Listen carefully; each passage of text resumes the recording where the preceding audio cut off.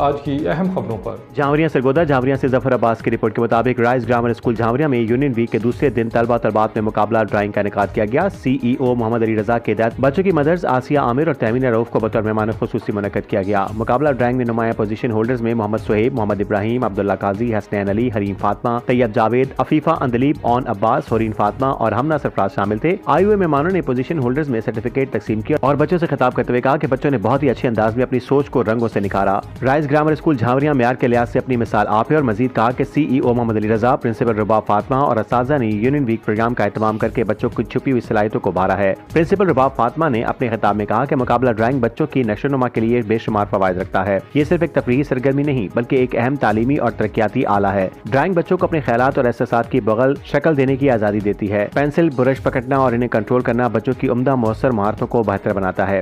چھوٹے بچے اکثر اپنے جذبات اور خیالات کو الفاظ میں بیان نہیں کر سکتے۔ ڈرائنگ انہیں ایک متبادل زبان فراہم کرتی ہے۔ پروگرام کے اختتام پر پرنسپل رباب فاطمہ نے آئے ہوئے مہمانوں کا شکریہ اور اعزازی سرٹیفکیٹ سے نوازا۔ رپورٹ ظفر عباس، تحصیل رپورٹر شاہپور جھاوریاں۔